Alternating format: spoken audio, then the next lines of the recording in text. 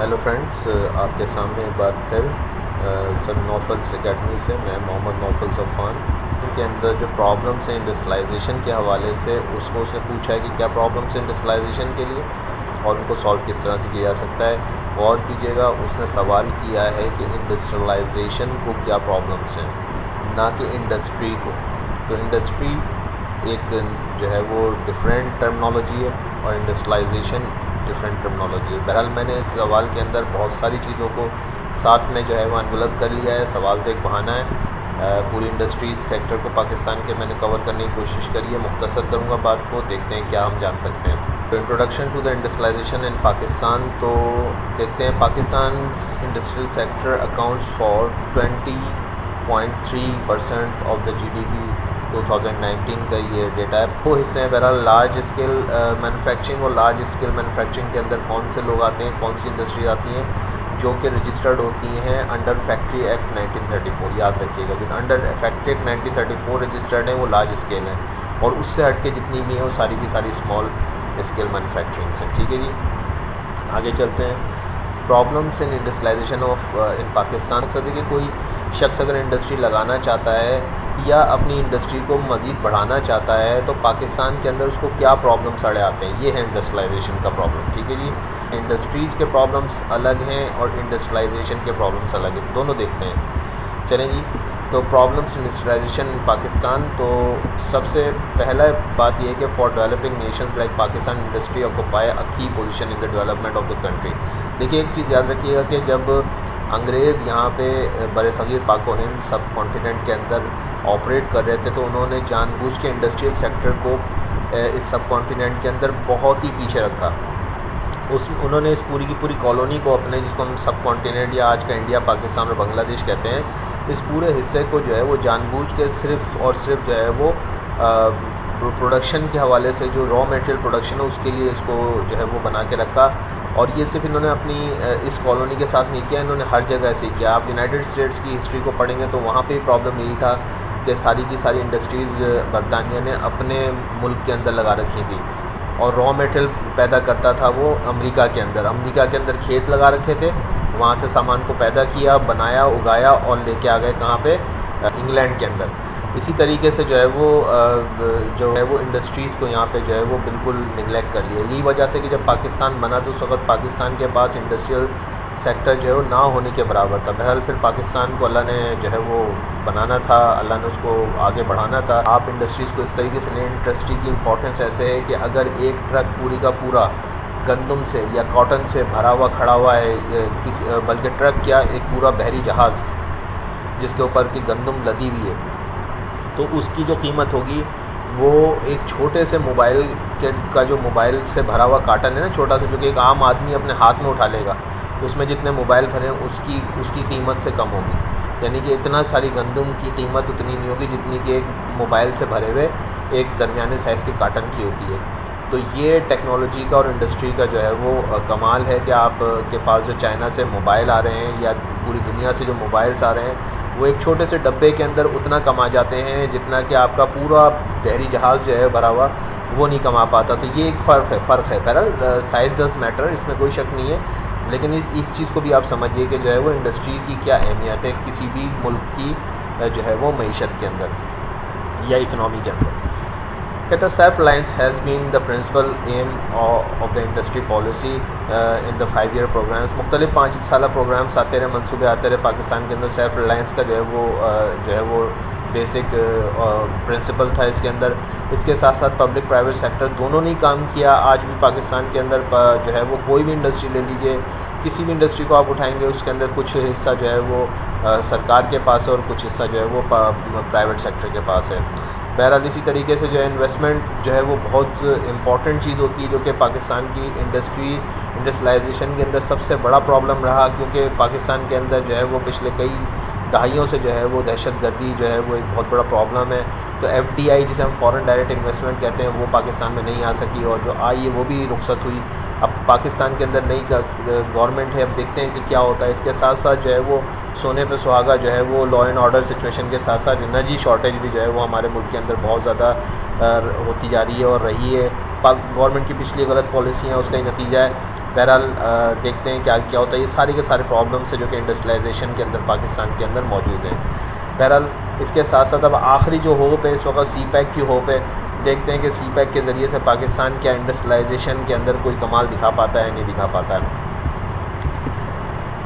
जनाब वाला problems of industries अब देख लेते हैं इसके बाद के इंडस्ट्रीज़ को क्या प्रॉब्लम्स हो सकते हैं। इंडस्ट्रियलाइजेशन को तो देखें तो इंडस्ट्रीज़ को जो प्रॉब्लम्स हैं वो पावर शॉर्टेज, अब ये इंडस्ट्रीज़ के प्रॉब्लम्स हैं, ठीक है जी। Lack of trained manpower, Pakistan का स्किल्ड जो है वो लोग नहीं हैं। ह्यूमन रिसोर्स तो बहुत हैं लेकिन स्किल्ड लोग नहीं हैं जो कि स्पेशल टेक्निकल जो है वो काम जानते हैं। इसी तरह के लेक ऑफ प्रॉपर इंफ्रास्ट्रक्चर नहीं है, रोड्स नहीं है, पूरा सिस्टम हमारे पास की इसकी इनसफिशेंसी है और उसकी इनएफिशिएंसी भी है। कहता है कि lack of product innovation resulting in concentration of the industries in some specific sectors, और हमारे पास मल्टी डायमेंशनल जो है वो इनोवेशन नहीं है जिसकी वजह से हम बस टेक्सटाइल के अंदर ही फंस के रह गए। हम ले दे के जो है वो अपने टेक्सटाइल के ऊपर रिलाय कर रहे हैं। दुनिया जो है वो न जाने कहाँ से कहाँ जा रही है, आर्टिफिशियल इंटेलिजेंस तक पहुँच गई है और लोग जो है घर पे बैठ के एक आदमी बैठ के जो है वो अरबों खरबों रुपये कमा रहा है। आप जैक मा को भूल गए जो कि जो है वो Alibaba.com का जो है वो पानी माना जाता है। चाइना का इस वक्त अमीर तरीन आदमी है। एक कमरे से उसने एक फ़्लैट से जो है वो अपनी जो है वो ज़िंदगी का आगाज़ किया था और जो है वो उसने आज इतना बड़ा कमाल कर दिखाया है। तो ये बेसिकली बातें हैं जो कि हमारे यहाँ पाकिस्तान में इस चीज़ की हमेशा से कमी रही है। Changing the political and economic policies, हर जमात आती है, छोटे छोटे एरा पाकिस्तान के अंदर 2-2 ढाई साल की गवर्नमेंटें आती रही। उन्होंने जो है वो पिछली गवर्नमेंट की सारी पॉलिसीज़ को जो है वो नए सिरे से ख़त्म करके अपनी नए सिरे से जो है वो पॉलिसीज़ दे दी। तो उसमें बहुत पैसा और वक्त ज़ाया हुआ जिसकी वजह से जो है वो पाकिस्तान को जो है वो इंडस्ट्रीज़ को प्रॉब्लम्स रहे। लॉ एंड ऑर्डर सिचुएशन तो आपको पता ही है कि पाकिस्तान के अंदर कितना बड़ा प्रॉब्लम है। इसके साथ साथ करप्शन ने जो है वो दीमक की तरह से जो है वो इस पूरे के पूरे सेक्टर को उजाड़ दिया है। तो जो है वो इसके साथ साथ जब जाहिर सी पूरी की पूरी सारी ख़राबियाँ जब बढ़ती हैं तो जो है वो बैंक जो है वो हाई इंटरेस्ट रेट पे काम करते हैं, सूद शराय सूद बढ़ जाती है। अभी इकनॉमी की टर्म में बहरहाल ये भी एक जो है वो प्रॉब्लम आ जाता है इंडस्ट्रीज़ के अंदर पाकिस्तान के। बहरहाल तो ये हमारा मुल्क है, डिफरेंट सेक्टर्स के अंदर बटा हुआ है इंडस्ट्रीज़ के। और आगे चलते हैं और मेन जो इंडस्ट्रीज़ पाकिस्तान की हैं वो देख लेते हैं। टेक्सटाइल इंडस्ट्रीज़, सबको पता है पाकिस्तान टेक्सटाइल पर डिपेंड करता है, कॉटन बेस्ड इंडस्ट्री है ये। स्पोर्ट्स पाकिस्तान के दुनिया भर के अंदर सामान जाता है। शुगर इंडस्ट्री पाकिस्तान के अंदर बहुत बड़ी इंडस्ट्री है। सीमेंट इंडस्ट्री है, एक्सपोर्ट भी होती है सीमेंट पाकिस्तान से। फर्टिलाइज़र भी पाकिस्तान के अंदर एक काबिल ज़िक्र जो इंडस्ट्री है। चलिए जी थोड़ा सा देखते हैं कॉटन को। कॉटन जो है पाकिस्तान की रीढ़ की हड्डी है समझ लीजिए। Textile cotton related industry in Pakistan कहता है कि ये तकरीबन 10% GDP को कंट्रीब्यूट करती है और 55% जो है फ़ॉरेन एक्सचेंज जो है वो अर्न करके देती है पाकिस्तान को। ये देखिए जनाब, पाकिस्तान की कमाऊ पूत है ये, और पाकिस्तान का तकरीबन 55% जो है वो जो ज़र मुबादला है वो इसी से आता है। इसके अलावा जो है वो 30 to 40% तो इसके अंदर यही है कि 55% जो है वो फॉरेन एक्सचेंज पाकिस्तान की कमा के देती है इंडस्ट्री। इसके अलावा एक चीज़ और काबिल ज़िक्र ये है कि 30 से 40% जो कॉटन बनती है उगती है पाकिस्तान के अंदर, उसमें 30 से 40% जो है वो पाकिस्तान खुद इस्तेमाल करता है और 60 to 70% पाकिस्तान जो है वो एक्सपोर्ट करता है। मुख्तलिफ मद में डिफरेंट आस्पेक्ट्स में वो जो है उसको एक्सपोर्ट करता है। डायरेक्टली कॉटन भी एक्सपोर्ट हो जाती है और फिर उससे बने हुए जो है वो प्रोडक्ट्स भी। ठीक है जी, आगे चलते हैं। देखिए 70% पाकिस्तान एक्सपोर्ट करता है। ठीक है जी, और एक और चीज़ ये कॉटन प्रोडक्शन एक्सपोर्ट जो है वो इंडस्ट्रियल सेक्टर के अंदर जो है वो कंप्राइज अपॉन 400 टेक्सटाइल मिल्स। तो पाकिस्तान के अंदर तकरीबन जो है वो टेक्सटाइल मिल्स की तादाद जो है वो अप्रॉक्सीमेटली 400 टेक्सटाइल मिल्स हैं। ठीक है जी, 2019 के अंदर एक बड़ा मसला सामने आता जा रहा है जो कि पिछले 12 साल से जो है वो 8 साल से जो है वो ऑब्ज़र्व किया जा रहा है। ये आप देख सकते हैं FY यानी फिस्कल ईयर 2012 से जो है पाकिस्तान जो है वो एक चीज़ जो है वो बहुत तेज़ी से देख रहा है कि पाकिस्तान के अंदर जो कॉटन से रिलेटेड प्रोडक्शन है, इवन एक पौधा जो है उसके उगने का जो रेशो है वो कम होता जा रहा है। मैं आसान लफ्ज़ों में उर्दू में ट्रांसलेट कर रहा हूँ इसको, जो ये कह रहा है उसको मैं आपको बताने की कोशिश कर रहा हूँ। इन 2019 the cotton crops has witnessed a decrease of 29% in its yield since fiscal year 2012.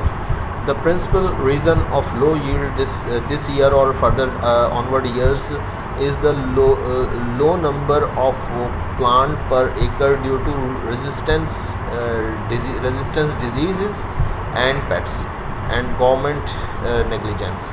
तो ये यहाँ पे ये बात है कि जो पौधे हैं उनमें बीमारियाँ बढ़ती जा रही हैं, और जो इस वक्त इसमें एक गुलाबी सुंडी कहलाती है वो, इसके अलावा एक इसके अंदर और मक्खी होती है वो बड़ी ख़तरनाक होती है। ये सारे के सारे जो पेस्ट्स हैं वो अब रेजिस्टेंट हो गए हैं। पाकिस्तान के अंदर जो दवाएं दी गई उनको मारने के लिए, उनसे उन्होंने रेजिस्टेंस डेवलप कर ली है। पाकिस्तान के अंदर जो है वो कोई और इस हवाले से नए रिसर्च नहीं हुई कि कोई ऐसे पौधे बनाए जाते हैं कॉटन के जो कि जो है वो इससे रेजिस्टेंट होते हैं, जिसको हम जो है वो GM क्रॉप्स कहते हैं, जेनेटिकली मॉडिफाइड क्रॉप्स होती हैं जो कि जो है पेस्ट रेजिस्टेंट होती हैं। ये एक अलग टेक्नोलॉजी है। GM क्रॉप्स आप जाकर नेट पे देखिएगा, आप पता चलेगा। बहरहाल आप उसको इसमें लिख सकते हैं कि GM क्रॉप्स की तरफ नहीं गए हम, जेनेटिकली मॉडिफाइड क्रॉप्स की तरफ। तो हमारे पास इस वक्त रेजिस्टेंस डेवलप हो रही है, पेस्ट जो हैं वो इन पौधों को तबाह कर रहे हैं, और अभी तक भी गवर्नमेंट ने इसके हवाले से कोई मदावा नहीं किया है। और पाकिस्तान ने इस साल 2019 के अंदर भी जो है वो बहुत ज़्यादा डिक्लाइन जो है वो देखा है 2018 की निस्बत क्रॉप प्रोडक्शन के अंदर कॉटन की। तो अगर ऐसे ही रहा तो ये हमारा मेन जो रीढ़ की हड्डी है ये भी हमारी तबाह होगी। गवर्नमेंट को इस बारे में ज़रूर जो है वो ख्याल करना चाहिए। आगे चलते हैं। शुगर केन, आपको पता है कि पिछले 3 महीने जो इस वक्त हम ये प्रेजेंटेशन अप्रैल के मिड में कर रहे हैं 2020 में, तो ये पूरा साल जो 2020 है ये विटनेस हुआ कि शुगर केन के प्राइसेस आर्टिफिशियली जो है बढ़े। मिस्टर इमरान खान हमारे प्राइम मिनिस्टर हैं पाकिस्तान के, उन्होंने इस हवाले से अभी एक्शन भी लिया, और वो शुगर केन और जो है वो कॉटन के हवाले से कुछ अभी रिपोर्ट्स भी आई हैं जिसमें बहुत बड़े बड़े नाम खुद गवर्नमेंट की जो पार्टी है उसके भी लोगों के हैं, और उसको हम कहा जा रहा है कि शुगर माफिया जो है और जो आटा माफिया जो है वो उसको इस दफ़ा जो है वो प्राइम मिनिस्टर से एक्सपेक्टेशंस हैं कि वो ज़रूर इनके ख़िलाफ़ जो है वो एक्शन लेंगे। देखते हैं कहाँ तक होता है। बहरहाल let's come to the topic industries and industrialisation in Pakistan. तो शुगर केन को देख लेते हैं कि शुगर केन का क्या है सिलसिला। तो पाकिस्तान में sugar cane is categorise as a major kharif monsoon crop है। ये गर्मियों के अंदर होती है, और कहता है most of the area under the cultivation is Punjab 65% पर पंजाब ये उगाता है। सिंध में जो है 25% होती है, और 10% जो है वो खैबर पख्तूनख्वा में होती है। इसके अलावा Pakistan is the 6th largest producer of sugar cane in the world. आपको पता है कि दुनिया का सबसे बड़ा कौन सा मुल्क है जो कि शुगर केन पैदा करता है? जनाब, इंडिया। इसके अलावा जो है वो पाकिस्तान जो है वो 9th largest producer of sugar cane with much of the production done in through sugar cane, while a small amount less than 1% is also produced from तो इन लाइंस का मतलब यही है कि पाकिस्तान जो है वो छठा जो है वो गन्ने का पैदा करने वाला मुल्क है दुनिया के अंदर, और 9वां शक्कर का पैदा करने वाला मुल्क है। तो थोड़ा सा शुगर केन और शुगर में फ़र्क रखिएगा, ये शुगर केन है, शुगर है।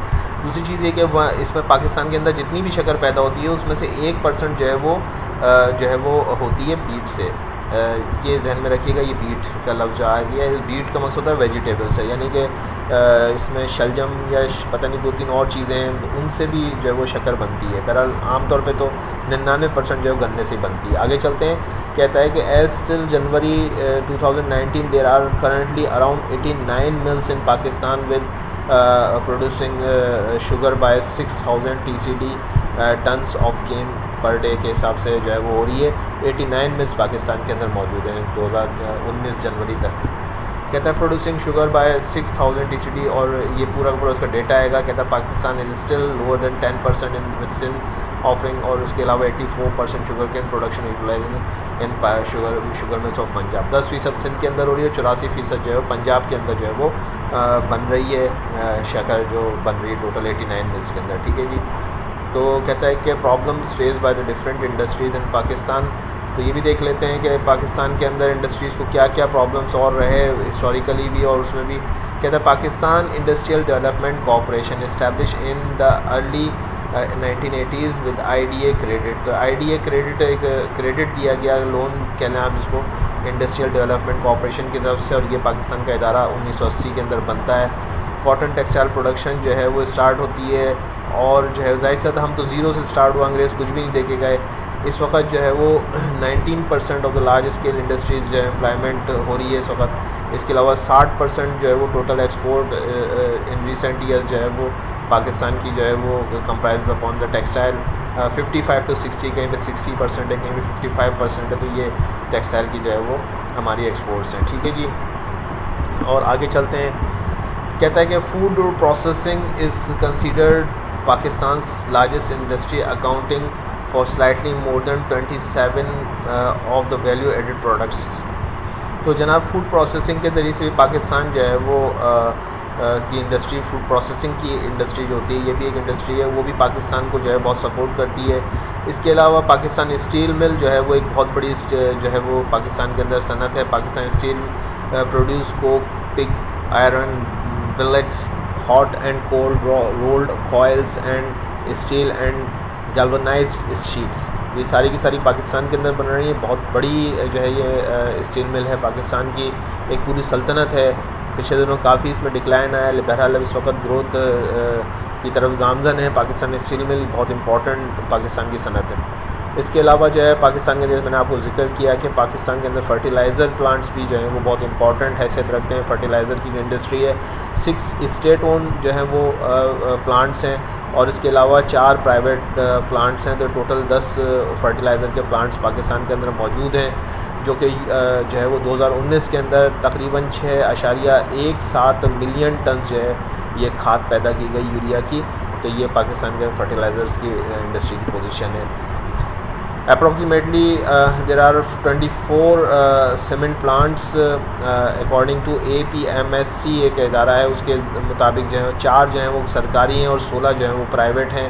ये 2019 का डेटा है। पाकिस्तान के अंदर जो है इस वक्त इतने जो है वो सीमेंट प्लांट्स पाकिस्तान के अंदर मौजूद हैं जनाब। केमिकल इंडस्ट्रीज़ भी बड़ी इंपॉर्टेंट इंडस्ट्री है पाकिस्तान के अंदर, और जो है ये बहुत सारे केमिकल्स पाकिस्तान के अंदर बनते हैं। इस तरह से इंडस्ट्रियल आउटपुट जो है उसके अंदर हम देख सकते हैं कि अब शुगर है, वेजिटेबल घी है, urea, rubber tubes, electric Motors, electrical consumer products, light bulbs, air conditions, fans, refrigerator, freezer, TV sets, radio and swing machines and pharmaceutical. ये पाकिस्तान के छोटे मोटे इंडस्ट्रियल सेक्टर्स हैं जहाँ पे कि जो है बहुत सारी मैन्युफैक्चरिंग हो रही है।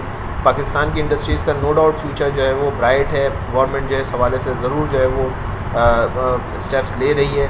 कहते हैं here are some main problems and observations pertaining to the small medium entrepreneurs sectors in Pakistan. SMEs मैंने बताया छोटे पैमाने की जो सनतें होती हैं उनको क्या मसले हैं, ऑब्जर्वेशन है वो देखते हैं।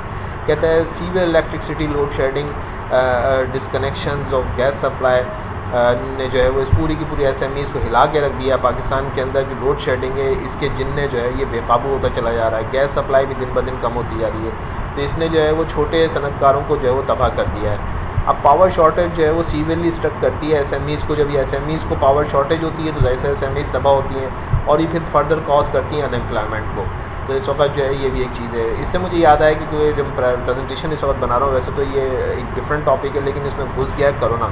तो मैं इस वक्त ये देख रहा हूँ कि कोरोना की वजह से भी अब इंडस्ट्रीज़ को जो बहुत बड़ा धचका लगा है। पूरी दुनिया के अंदर एक नई सिचुएशन निकल के सामने आएगी। देखते हैं कि इस हवाले से क्या सिचुएशन आती है। बहरहाल इस वक्त ये मेरा मौजू नहीं है, बहरहाल इस पर भी हम ज़रूर डिस्कस करेंगे। कोरोना के हवाले से भी आप नया डेटा ज़रूर देख लीजिएगा जो अब उभर के सामने आएगा आने वाले दिनों में। कहता है कि in these SMEs related exporters जो हैं वो अच्छा इस SMEs के अंदर जो एक्सपोर्टर्स कुछ ना कुछ एक्सपोर्ट्स भी होती हैं, उसके हवाले से बिल्कुल कच्ची पर्ची पे काम होता है, यानी कि कोई डॉक्यूमेंटेशन नहीं है, जिसकी वजह से जो है वो कोई जो है वो बेनिफिट्स नहीं है उनके वर्कर्स को। तो इस हवाले से भी स्टेट बैंक ऑफ पाकिस्तान ने कुछ स्टेप्स लिए, इंटरफेयर किया। बहरहाल ये कि एक ये चीज़ भी पाकिस्तान के अंदर ऑब्जर्वेशन है कि SMEs को जो है वो डॉक्यूमेंटेशन नहीं है, तो डॉक्यूमेंटेशन की भी ज़रूरत है। सो अगर आपको ये मेरा प्रेजेंटेशन पसंद आई, मैंने बहुत मुख्तसर करने की कोशिश करी, बहुत बड़ा टॉपिक है, तो ज़रूर जो है वो आप इसको प्लीज़ सब्सक्राइब और लाइक कर दीजिएगा मेरे चैनल को। और अगर जो है वो आप चाहते हैं कि कंटिन्यू रहे तो इस बेल आइकन को प्रेस कर दिएगा। Thank you very much.